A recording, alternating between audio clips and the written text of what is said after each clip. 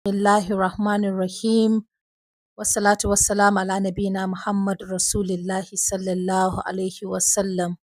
Allahumma anta rabbi la ilaha illa anta khalaqtini wa ana abdik wa ana ala ahadika wa ahdika masta'adtu. A'udhu bika min sharri ma sanatu abu laka bi ni'matika alayya wa abu ibi zambi faghfirli fa innahu la yaghfiru dhunuba illa ant. Amma ba'ad. Assalamu alaikum wa rahmatullahi ta'ala wa barakatuh, my dear brothers and sisters.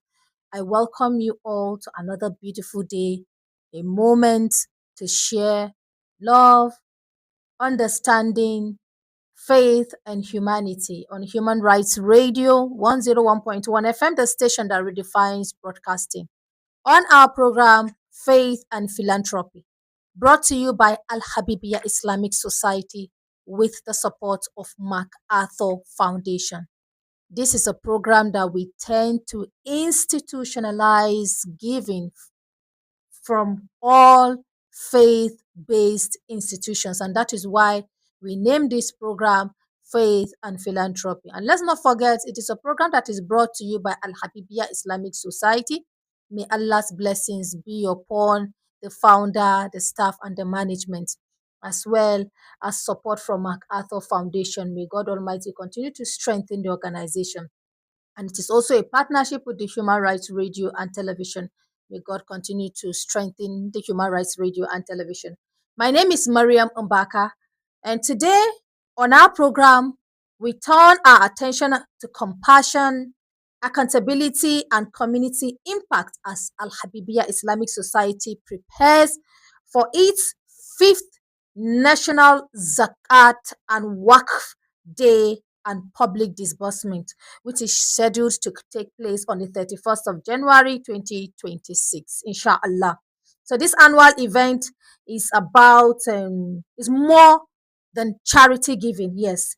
It's about restoring dignity, empowering families, and using faith-based giving to change the lives of people. So please join us as we start up this beautiful conversation with our dear mother, who is in the studio, the Director of Endowment and Empowerment of Al-Habibiyyah Islamic Society, by name Hajia Habiba Ahmad. You're welcome. Assalamu alaikum wa rahmatullahi ta'ala barakatuh. Wa alaikum assalam wa rahmatullahi wa barakatuh.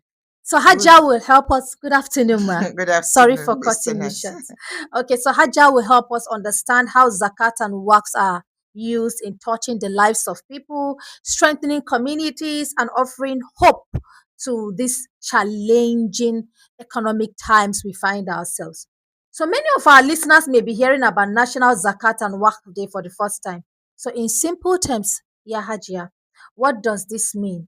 And why is the public disbursement on the 31st of January 2026 so important to the people you serve? Thank you for the question.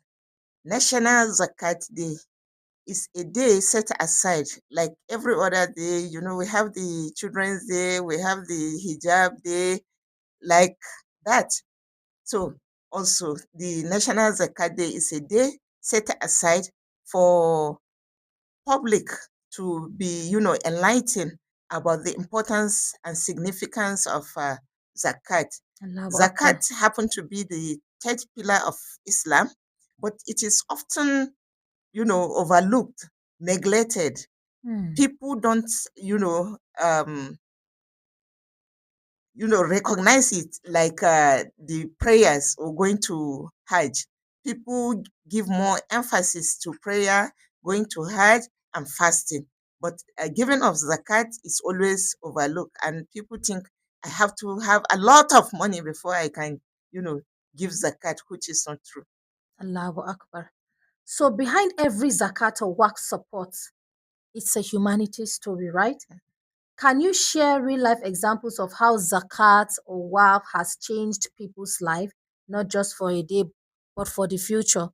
Looking at what you said earlier, that people don't really give zakat preferential treatment. So maybe using this example will help people know how zakat and waqf can change people's life, not in a day, but the life of somebody in the future. We've have a lot of zakat givers who just give zakat anyhow. And that is what informed Al-Habibiyyah Islamic Society to form this National Zakat Day, so that we MashaAllah. can create awareness on how Islam wants this zakat to be given out, not just anyhow. You find out that people, for instance, may have maybe 200,000. Then they will line up to 200 people to give them that money, which may not really have an impact on person's life, because the little that he collects, he goes out immediately, spend it. We said, no, this is not it. Although a person is supposed to be relieved of his immediate problem, Needs. but we have to sit down, strategize on how to give. And by the way, Islam or the Quran is explicit on who and who to give that zakat. And they Allahu are Akbar. of 8 categories.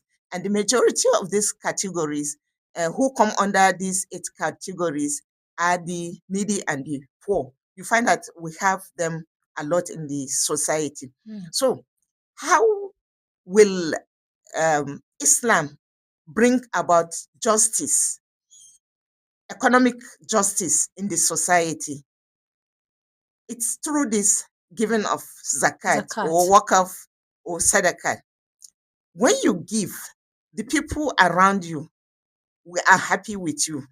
And when you see a downtrodden person and then you want to lift him up, by the time he collects that money and he's able to use it, and next time he doesn't go out to beg, he feel dignified, Allahu and Akbar. he doesn't feel unhappy, relating to the person who has money. Let me give you little out of what we've done in Al-habibiyyah. Al-Habibiyyah, because I cannot recall everything. It has been on for the past 15 years. Allahu Akbar. Yes, That's we interesting. have what we call ongoing scholarship, which come under the needy or the poor, where a parent is not able to sponsor his child to school. And education is very, very important in Islam. The first message to the Prophet Muhammad sallallahu Sallallahu alaihi alayhi wasallam wasallam. was to read. So we give much, much, much attention to education, because with education, you are able to overcome ignorance. When you are not ignorant of what you are to do, you are able to fend for yourself, look for what to do. So we catch them young, right from the primary school stage to the secondary school stage up to the university level. We have people whom we sponsor. Some have graduated and some are there. Then we look at those whom we can train to be skillful. If they are skillful, they are able to go out, trade, and get money and, fend for themselves and maybe send their children to school. They don't have to, ask. Then we have other categories. Maybe they are very old. They are not able to take care of themselves. We look at them too. This particular person, he is very old, and maybe he doesn't have relation or she doesn't have relative that we take care of them. We look at that group too, and then we give them zakat, so that they are not a burden to their family or to themselves. Exactly. Because when you wake up and you don't know where to go and get food to eat, it's a very big problem. There are examples of those whom we've given zakat, and now when we follow up on them, we see that they are able to use what they get out of the equipment that we give them, and they are able to take care of their families. Allahu Akbar. Thank you very much, Ya Hajiya. So with the high cost of